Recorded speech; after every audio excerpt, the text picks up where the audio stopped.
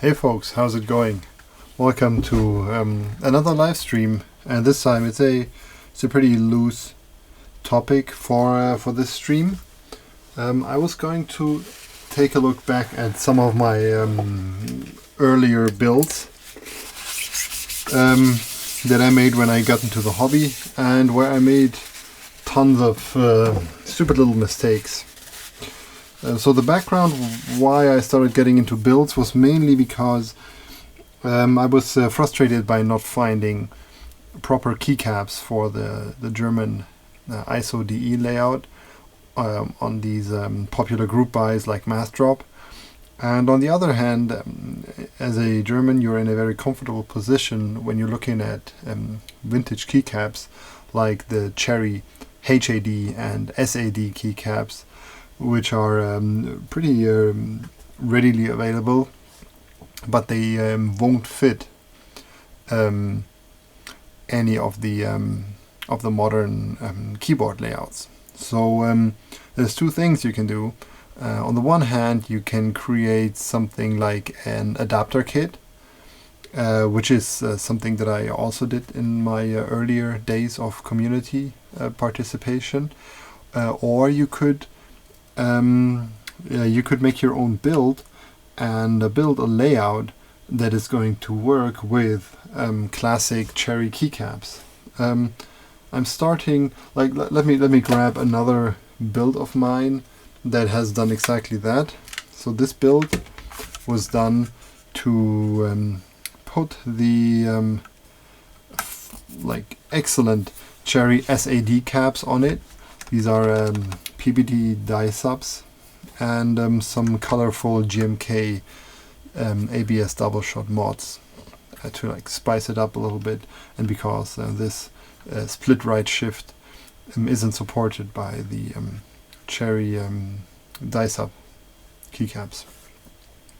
So yeah, this is another one we're going to be looking at in a moment, but first let's start with this one. I think this has got to be one of my earliest builds altogether.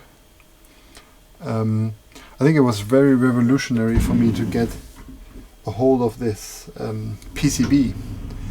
Getting PCBs hasn't always been that easy. Give me a second. I'm gonna need a keycap holder. I'm super unprepared today.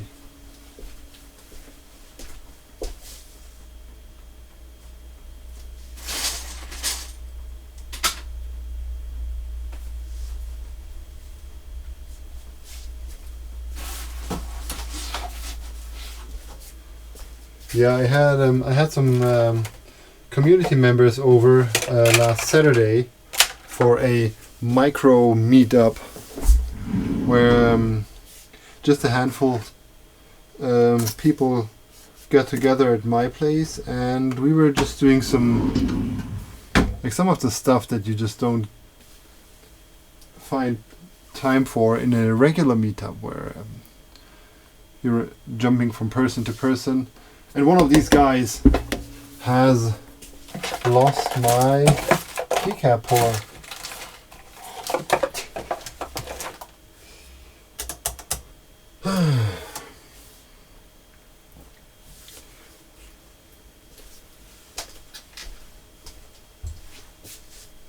There it is.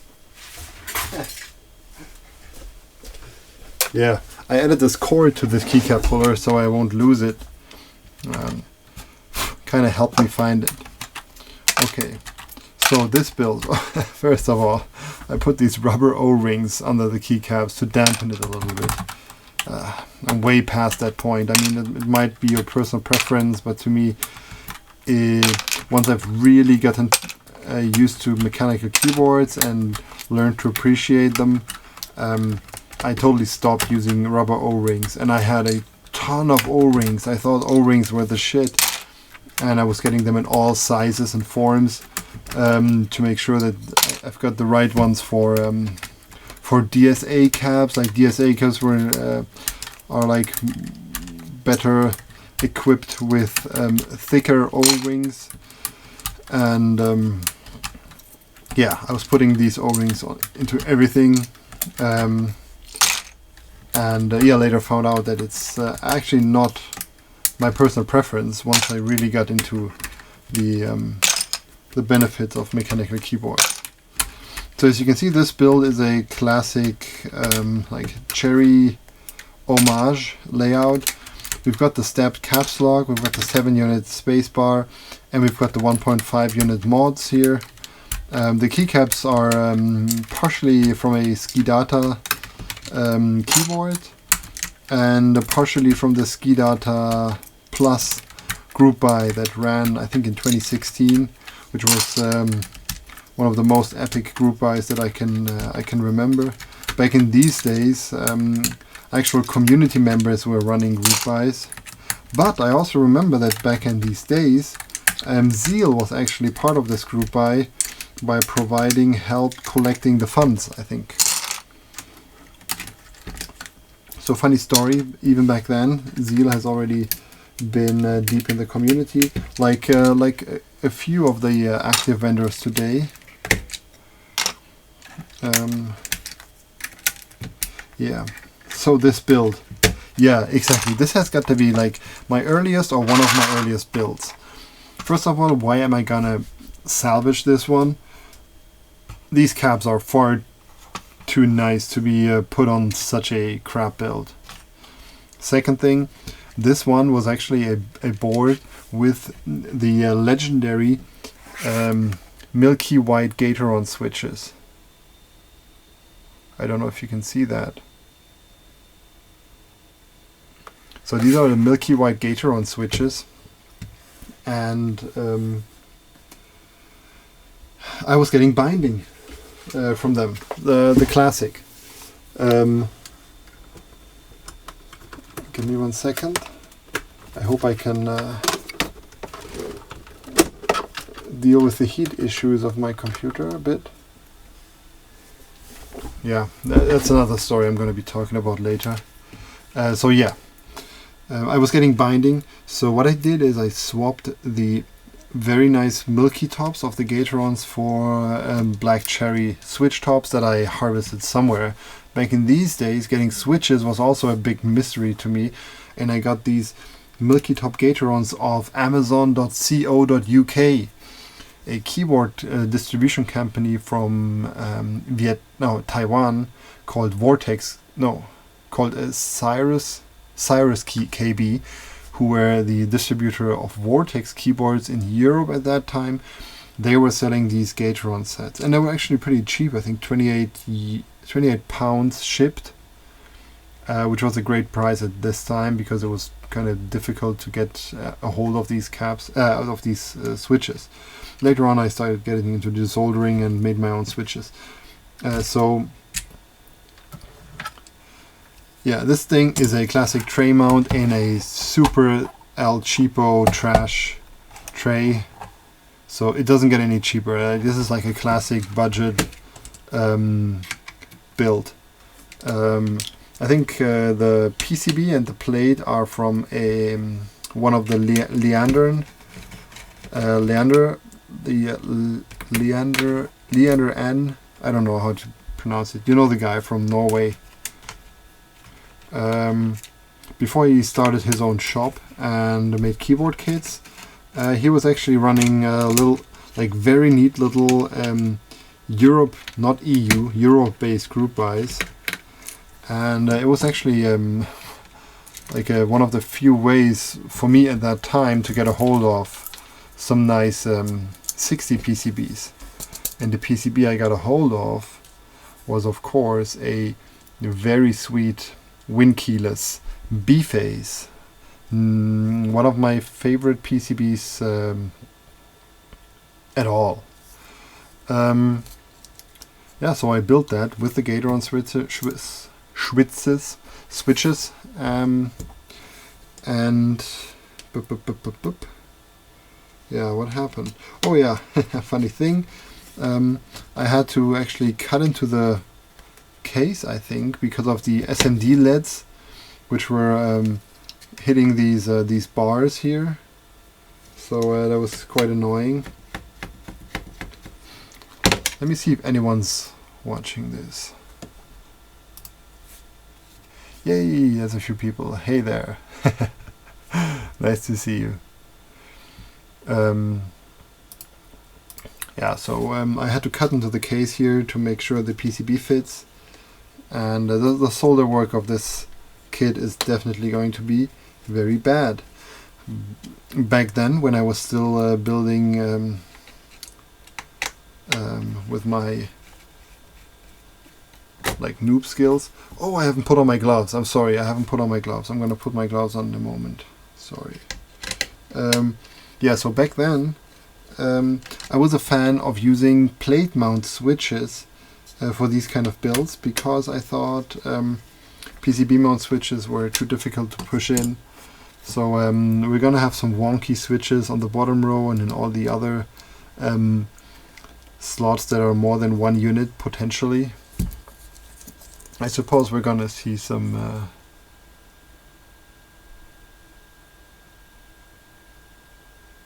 oh. Well, the switches are actually pretty well aligned, so no complaints there. It's just a horrible waste for a PCB. The plate, I don't know. I've got I've moved. I don't want to say I've moved beyond, but I want to say like I moved away from tray mount kits with aluminium plates. Tray mount kits in general are a nice way to put your stock MX clears to work, for example, but you don't need a plate for this. And aluminium plates in general, they just don't cut it for me. Yeah, so this plate, I won't use it. Anyone looking for a plate can grab it. I'm going to be desoldering this later. Yeah, and this is just trash. Okay, next one. This is a... Oh wait, another one. This one. This is a crazy one. Yeah, like back in these days I was really desperate for kits to build. And this one's even got one of the, like some of the nicest, most exotic GMK caps I have, because these are actually the caps from a Q100. So when I got my first Gatoron switches, I actually bought two batches. No, I actually bought like two sets. I bought a set of Gatoron blues and a box of a bag of Gatoron reds.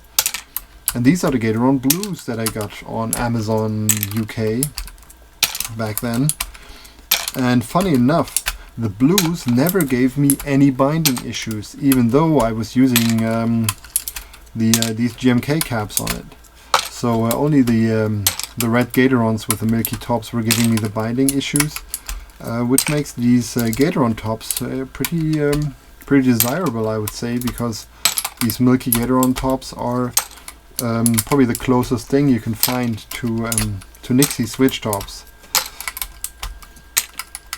They are, in my perception, they are a lot better than these clear plastic switch tops that you get these days, because I haven't seen a clear plastic, like a really clear plastic, that doesn't have a terrible sound signature.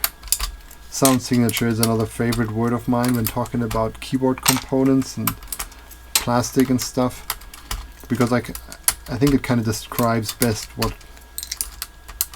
I want to express. Like, so yeah, this build has been like, if I knew Reddit back then, it would have been like my meme build.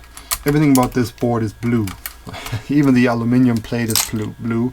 I'm using blue Gatoron switches.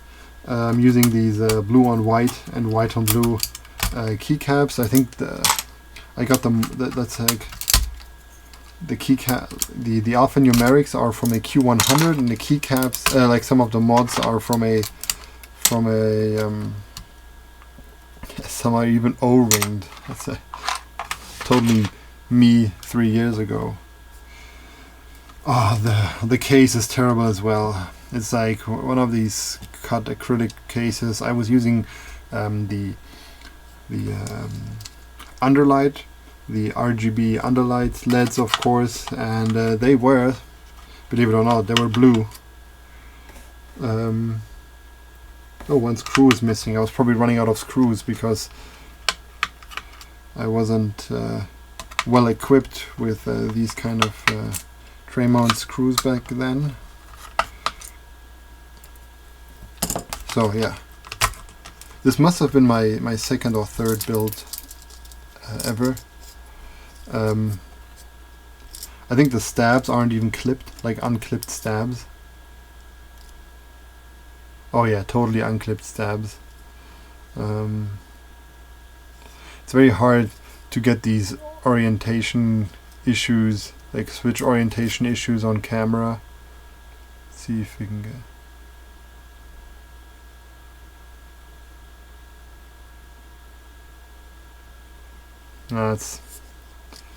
I think I even used to do these checks and look at the switches and see if I can see a difference or like a misaligned switch, but that doesn't really help. So I'm going to recover this PCB because I'm going to need some 60 PCBs for my higher end 60 builds. Oh look, you can see the camera. Oh, you can't. Now you can see the camera. Yeah, in this case it's like really nothing of my taste. I'm not a fan of anything that flexes in any way when I press down on it. So yeah, it's gonna, together with the plate, I don't know if anyone's interested. I think I paid a lot for this case. I think I bought this one from Leander along with another PCB he still had in stock. So yeah, back then I was very desperate for kits and cases and stuff, and I didn't know what I was getting, so I think I slightly overpaid. But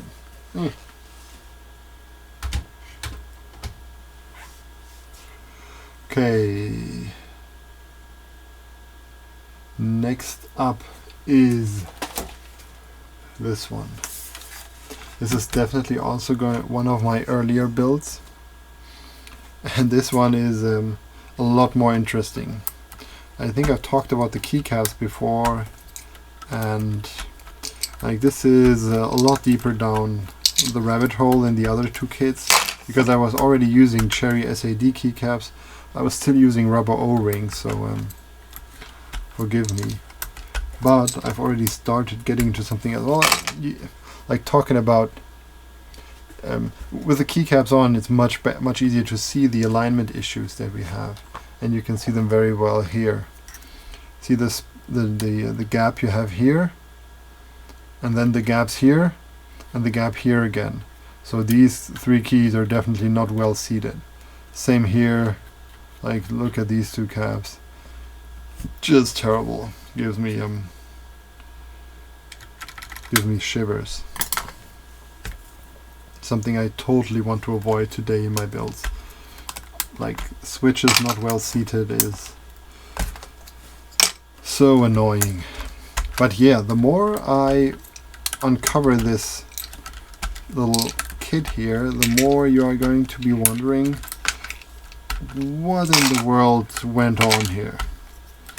Okay, first of all, you can see it's a bunch of nice MX clears, and these are because the best way I knew to get MX clears back in these days was grabbing a SKIDATA board, desoldering the switches, and using these switches. So these are going to be first class SKIDATA MX clears, vintage of the vintage. And they're probably going to be, I'm not even sure. So when it comes to the plate, you might notice that this is a single layout plate, which is pretty neat, and it has some kind of rough edges here. The surface isn't like that smooth. That is because I actually cut this plate myself. I've got like one of these 30 or 40 watt laser engraver cutters in my garage. It's not actually mine. It's a friend's, and I've been wanting to cut plates, and I think I started cutting acrylic plates, but I wasn't quite happy with the results, so I got some polycarbonate, Macrolon by a company called Bayer. Oh well, they're called Covestro these days, but Macolone is a nice polycarb. And I cut my own polycarb plate, which is a mess. I don't know if I couldn't get the cutter settings right, but it was really terribly looking, and I was very happy that I had a vacuum cleaner sucking the fumes out. So yeah, this is a plate I cut myself, which also explains why there's so many alignment issues with the switches, because the cutouts aren't just like they're just not the greatest, and so it was difficult to push all the switches in the right way. So you can see here how rough the edges look. Oh yeah, and after cutting, I sprayed it with a Plasti Dip, which is like a spray rubber. You can see on the underside it's still shiny. And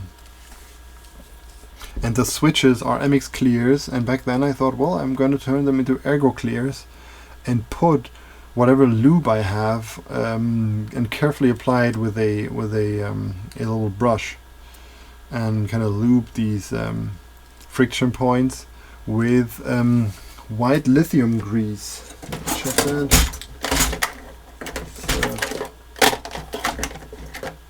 That's this stuff. That's crazy stuff.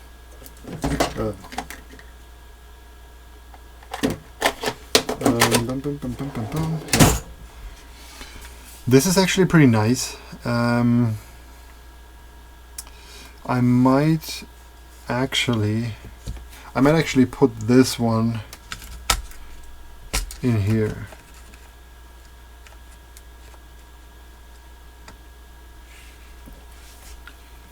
Yeah.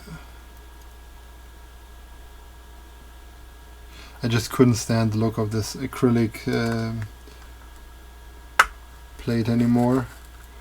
Oh damn it, this one's non-threaded, so I'm screwing straight into polycarb, and this is something that you're only going to do a handful of times before the threads are going to wear out. I'm going to very carefully be looking for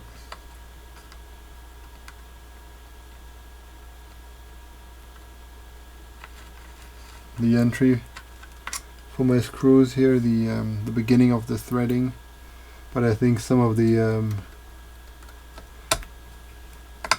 of the polycarb threading is already broken. So yeah, I might actually do this, and yeah, make this a nice little underlit keyboard. I think the well, I didn't check it properly. I don't think the alignment issues of this board were too terrible, but this one just doesn't, like, this one doesn't go anymore.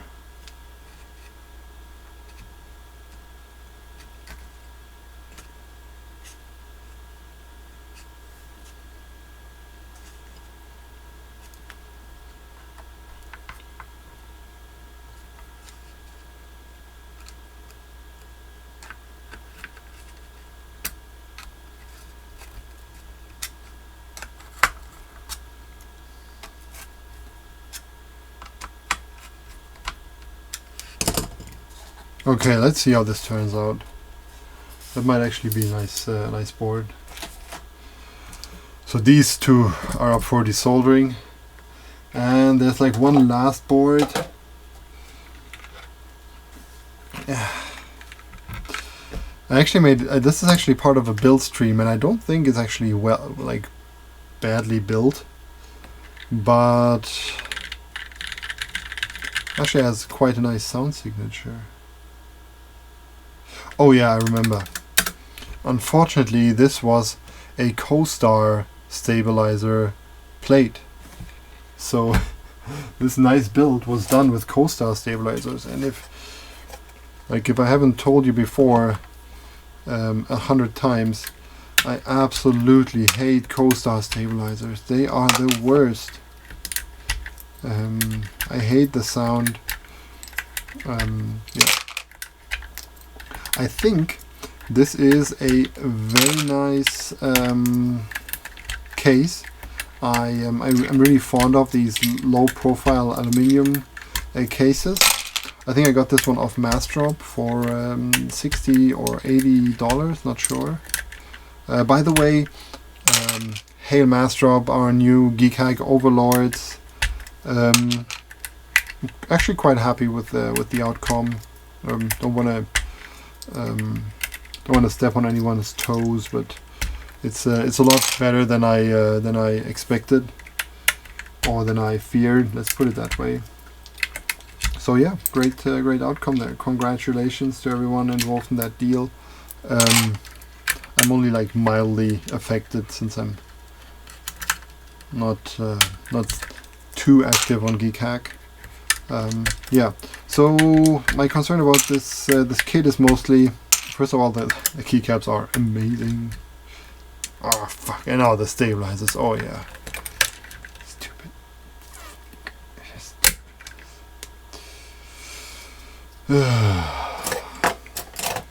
And you're gonna see the next issue with this board is that I built it with a sacred PCB, and I definitely have to retrieve this PCB to put it into one of my CLS builds.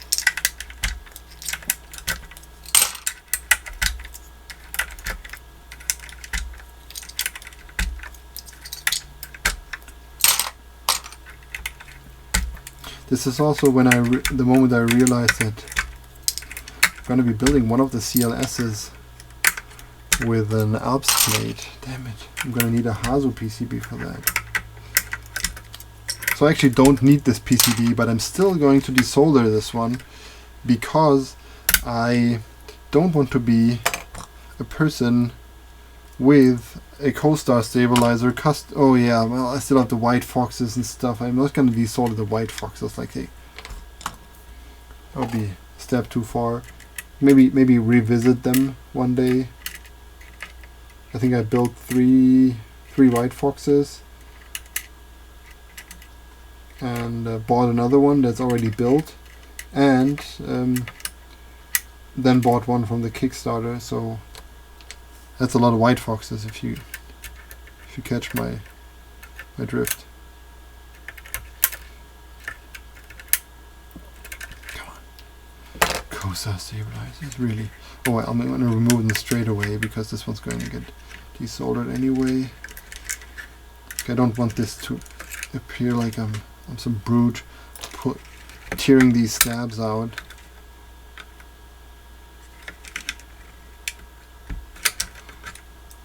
No hard feeling co-star stabilizers, but you suck.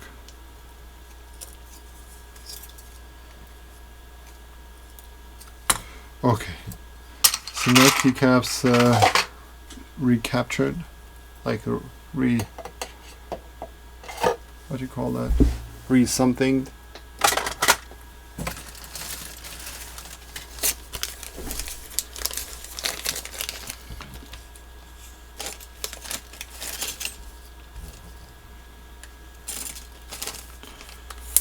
These are actually good co-star stabilizers with a flat wire, so they at least don't completely ruin your keyboard.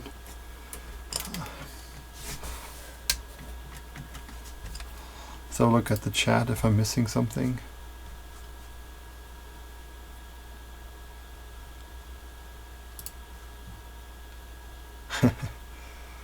Damn it, my computer is still getting too hot. I thought I had it. Handled. I just don't know what's wrong with it. Let me try something.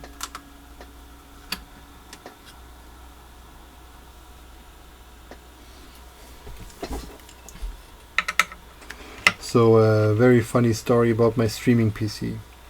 I've been using a ThinkPad T430 for my streaming from 2012, and being the ThinkPad nerd I am, I picked the top CPU for my ThinkPad T30 back then, and yeah, a couple of years later, in 2015, like 3 years later, I upgraded to a ThinkPad T550. So it's 2 generations later, and like a larger screen. So I went from 14 to 15 inch screen. And I again picked the strongest CPU that was available. Both are Core i7 keyboards. And just recently I got a yet another ThinkPad, and the T550 was actually becoming available for my new streaming PC. So I put the T550 on my bench up here, hooked it up, and it was actually showing me like there was a warning in the streaming software that this computer was unable to stream at 550. It was unable to stream at 60 frames per second. That was quite a shock for me, because I was expecting this one to be not only like it was a bigger machine, like the 15-inch machine. It had the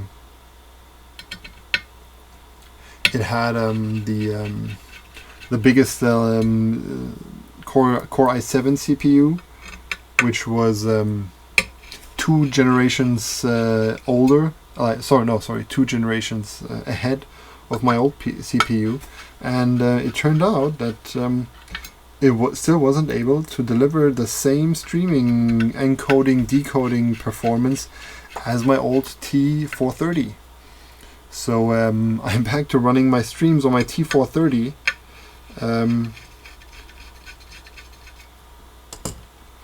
Yeah, and back to having the good old heat issues. But I can't help it. I'm not going to get a dedicated streaming PC for this kind of stuff. But it was really funny for me to see that, like, with all this, you kind of completely lose touch to how fast the CPUs actually are, because these designations, a Core i7, this one's like a Core i7 3520M. M probably stands for mobile, whereas the other CPUs, like a Core i7 5600U or ULV or something like that. It's like, so the U in the end, the ULV, standing for ultra low voltage or whatever is mumbo jumbo, kind of like turns this whole Core i7 into a little cripple. It's just barely keeping up. So very frustrating experience for me.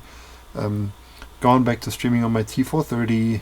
It's been struggling with heat issues, so I might be gone any second. Yeah, I'm probably I'll think of a solution. I just need to get excited for another solution. So what I did with my T430 is I completely cracked it open and took out the whole heatsink stuff, the heat pipes and stuff, and completely redid the heat paste, like the thermal paste on the CPU and the GPU. And I was hoping that this would improve the cooling performance. It actually did. I brought it down by about 10 degrees Celsius, but not as much as I initially hoped.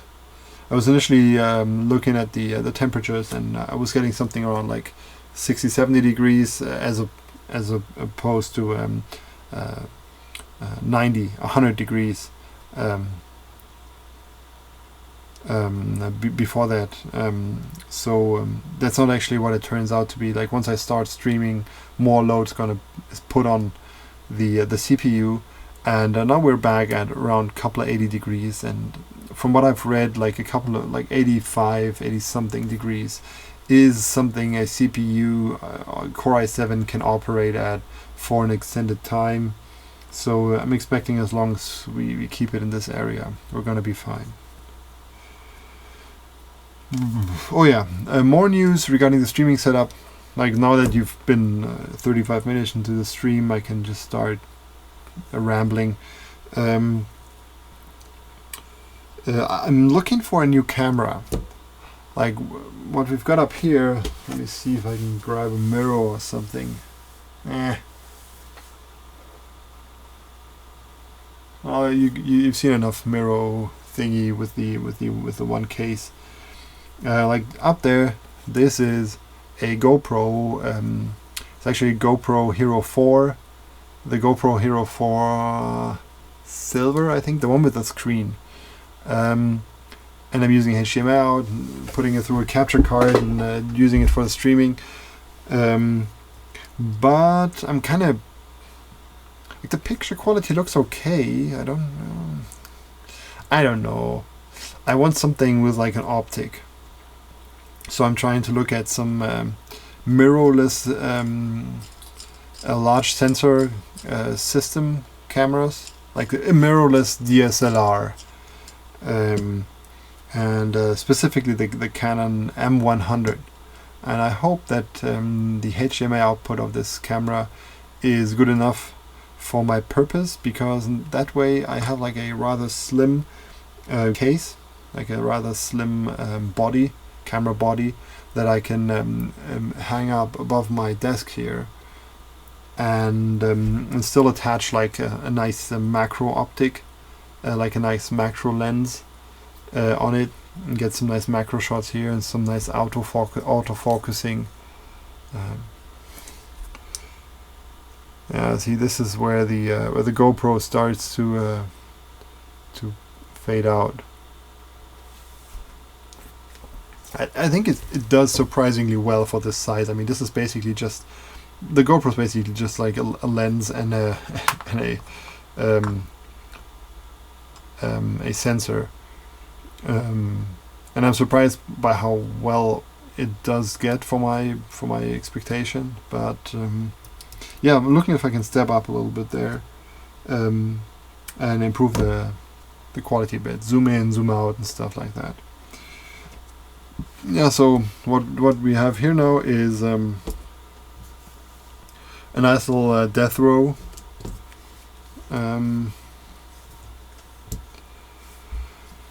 What I can see myself doing is actually using this plate to build a nice 60%,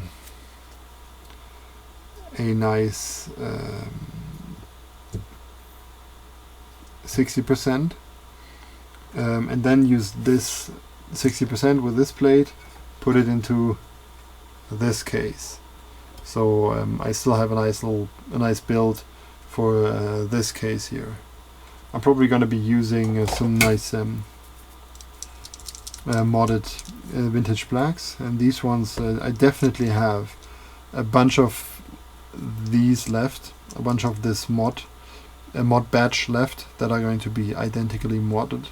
So I'm gonna do like a classic 1.25 bottom row, just a classic 60, like not a classic, it's a bit stupid, like a modern layout, 65%, and then maybe even put some Ducky laser engraved PBT keycaps, dual tone blue, baby blue, dark gray, that I got from a German distributor a little while ago. Yeah, and make it a little keyboard that I can hand out to friends and say, hey, here, have some fun with an enthusiast grade like custom. Does get better than that, but yeah. And that's pretty much it. I gotta be honest. I just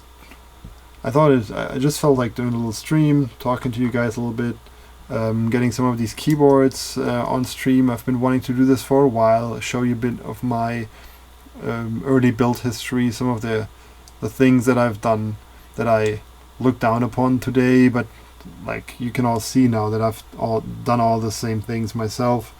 And yeah, I hope you learn from my mistakes. some of the things that are going to be left over from this what's it, desoldering party. It's going to be like this plate. It's a CoStar single layout happy hacking layout plate. Very nice. I think it's untreated aluminium. I'll probably put these up on a sale thread on Desk Authority. And we're gonna have like this case in case, like, I don't know, if you like Aquaman or something. If you're into blue. Yeah, I don't think I can. I think it's structurally intact, but it's just an acrylic case. So,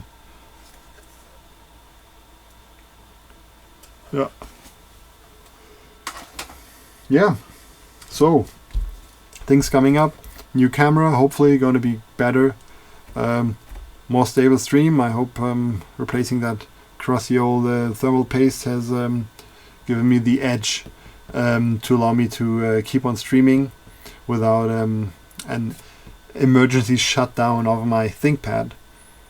And yeah, take a close look at these Intel CPU designations. Don't just believe because it's an i7 that it has it's a beefy CPU. They kind of put a U in the end, and it fucks up the whole performance of the CPU. I gotta yeah. And thanks for watching, everyone. I hope this wasn't too harsh on my previous builds, and I hope no one of you felt personally offended. If you've done shit like lubing your switches with some nasty grease, well, I've done it too. I'm with you. Don't feel bad. I'm gonna pop these switches open, and I'm going to recover these SKIDATA stems. Believe me, these SKIDATA stems, they will find a very, very good keyboard to sit on sooner or later. So it's quite a shame what I did with my early SKIDATAs. I think I desoldered one or two. I'm not even sure. And yes, switches ended up in builds like these. I think one ended up in a White Fox. Not a bad build, but CoStar stabs kind of. I don't know what I was thinking. Oh yeah, and let me know if you want rubber O-rings, if that floats your boat. Should be doing giveaways and stuff like that, but I don't know. Can't be bothered. It's so hard to keep up with my obligations, sending out stuff and blah blah blah.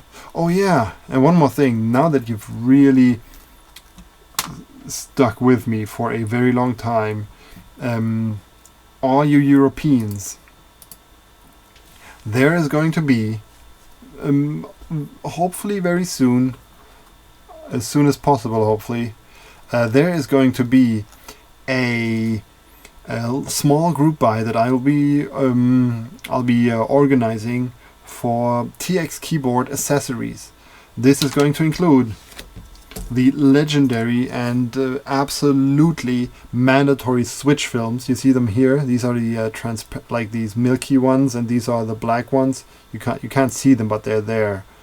Like there's some black switch films down there. Oh, now you can see them, right? See that? Yeah, switch films.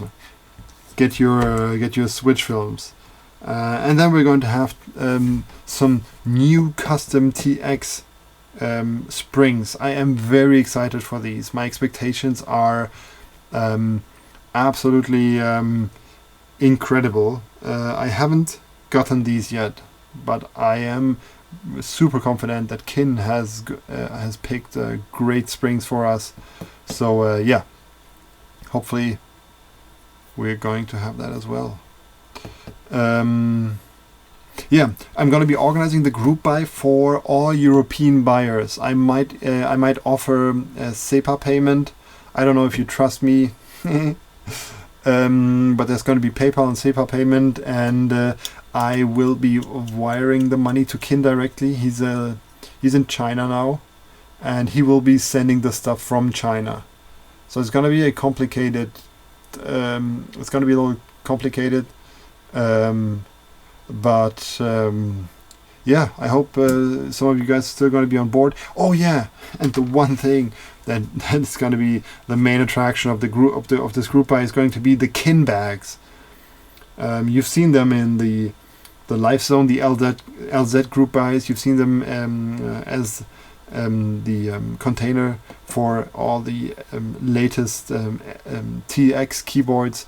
They are really amazing way to store your keyboards. I'm going to get a ton. I will probably do a stream looking at some of my customs in inventory and make a list, like now that I'm gonna put them all on the table and then consider, which bags do I need, and use this as an opportunity to showcase all these customs that you usually never see, because I either built them a long time ago and you don't want to scroll through all my videos, or I even built them long before I started doing videos. There's also a couple of those. So yeah, it's going to be very exciting. I'm super excited for this. Get your TX bags. Yeah, that's really it now. I think I'm done. Tomorrow paper trash is going to be picked up, and it's 10:30, and I need to stuff that paper trash into the trash can and put it out. Yeah. So thanks for watching, everyone, and have a good one.